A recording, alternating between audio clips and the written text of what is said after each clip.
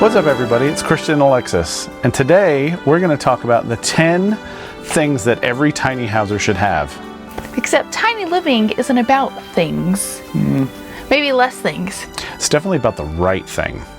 Which is true. You need the right things to live comfortably and efficiently in your tiny home.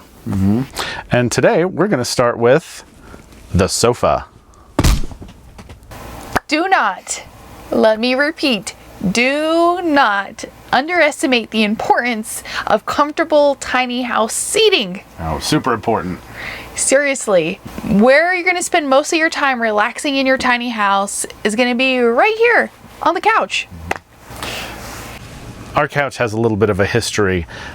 We used to have old cushions from Alexis's old sofa, and they went south really quickly. About 6 or 8 months of having it, they mushed down to almost nothing. Well, because the thing is, they came from a couch that had springs, and we have a built-in couch that has storage in it. Right.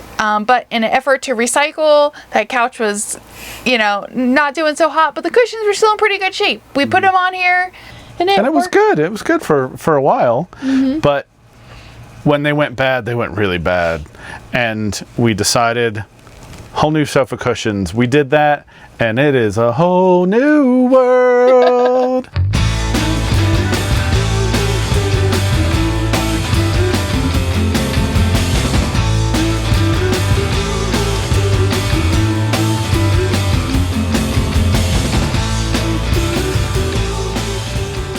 Because they're high density foam.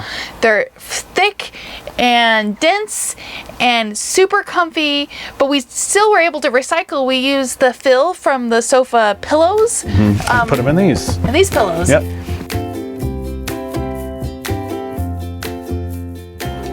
Though regular sofas are possible in a tiny house too. Just keep in mind, the more open your floor plan, the more options you're going to have for easy sofa placement. You can have a big sofa, you can have an L-shaped sofa, you can have an incredible built-in sofa like the one Simplicity Tiny Homes put in their Aspen model. When we build a tiny home, we want to make it appropriate for romance. So many tiny homes have this little stiff bench to sit on. I just don't understand that. Below the cushions, lots of storage area. You can Lots put of a lot storage. of stuff in there, and especially across that back section.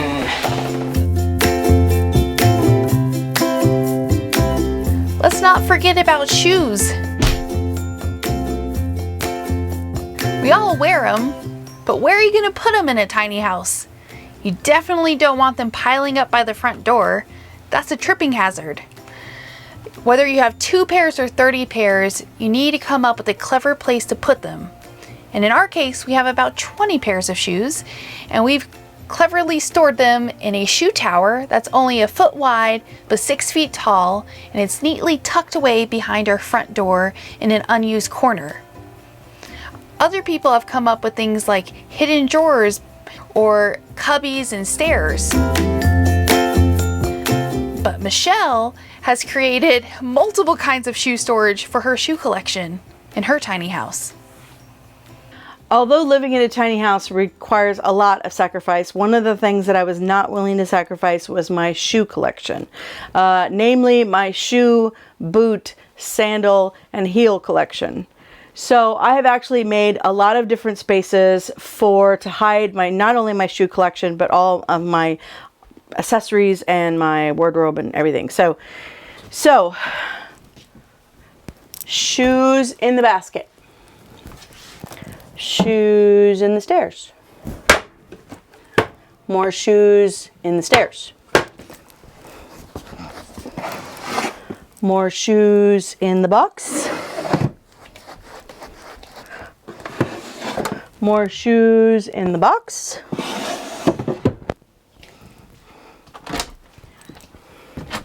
And even in my closet, I have more built-in shoe storage for my heels. You can't even tell they're there.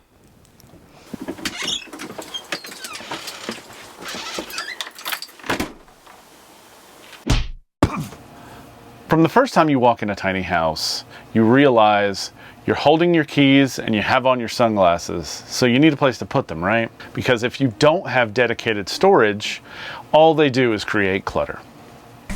And then here is our coat closet. So usually when it's cold out, it's not right now, we have our jackets hanging there, and then this is like our mail center. So it's kind of our catch-all, like a drop spot when we walk in. I think that's super important in a tiny house to have a place to put things down. If you don't have that right inside the door, what ends up happening is all that stuff ends up scattered throughout the whole house, and it's hard to keep organized. So our mail, I think I've got taxes and stuff waiting to be dealt with there, thank you cards. All our junk. All our junk.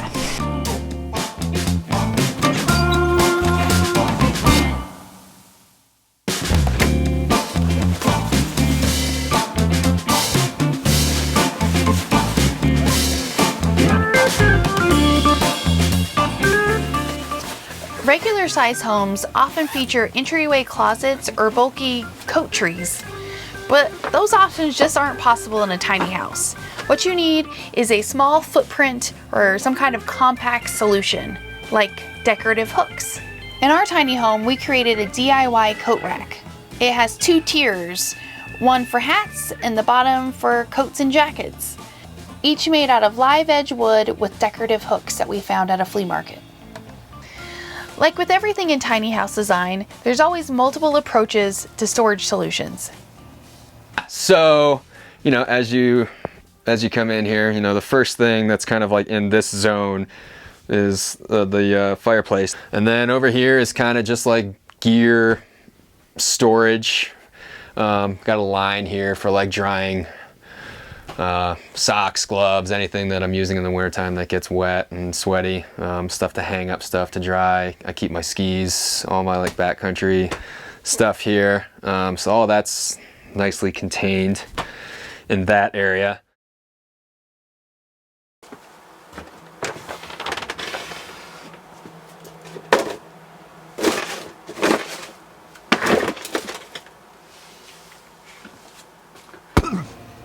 Another boring but practical need for a tiny house is where you put your recycling and garbage cans. So one of the other things that a lot of people forget when they're designing their tiny houses are things like the shoes, where they're going to put their trash can and the recycling, pantry goods, and dirty laundry, and I fixed all those things in this house. And so here I have my trash can and recycling pull out. So this pulls all the way out. You don't need to see my trash. But lots of storage here. Actually, most of these aren't even all the way full.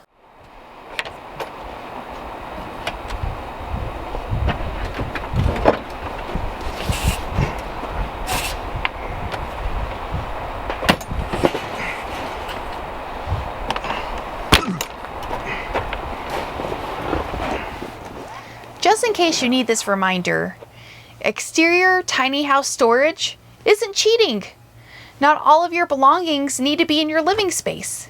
We all have things like power tools, gardening, accessories, bicycles, camping gear, and you need a place to put it.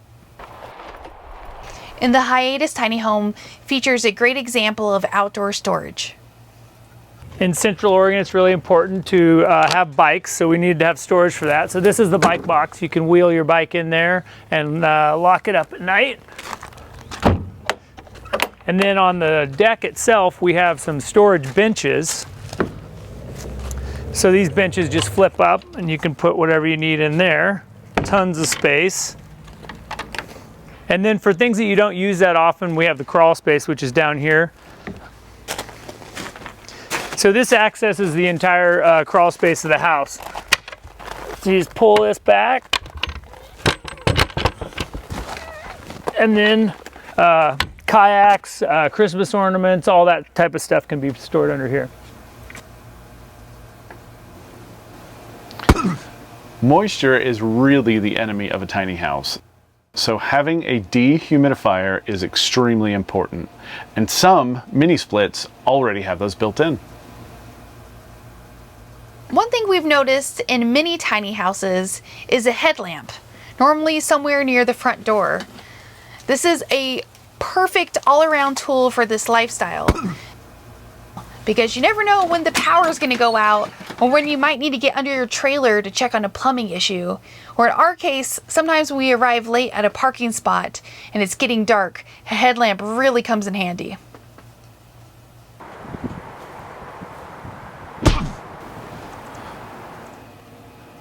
Leveling your tiny house is extremely important. Living in an unlevel tiny house for even one day will make you slowly go insane. And if you'd like to see the levelers that we've used, check out the link in the description. We highly recommend hanging lights for your tiny house. This one is definitely more subjective than the other things on our list, but there's just something so homey and inviting about the soft ambient light that comes from hanging lamps. Definitely more inviting than the canned lights that so many tiny house builders use.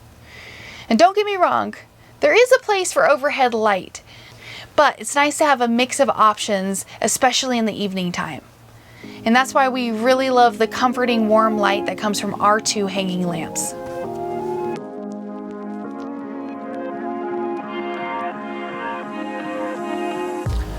This space over here is like the kids' space. So this is where they eat, this is where they do their schoolwork, workbooks, coloring, crafts, kids' space all the way, which works out really well because we actually left part of the wheel well exposed for like a little footrest. And it works out really, really well. TV that never gets used. Genuine 1970s lamp that I adore.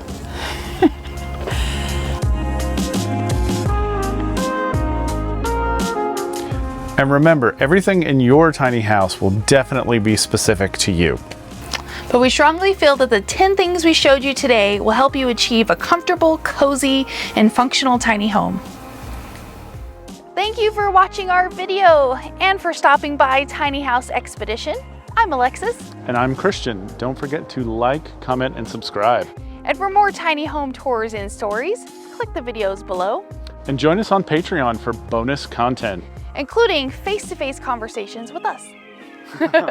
We hope to see you there. All right. Thanks, guys. Have a good one.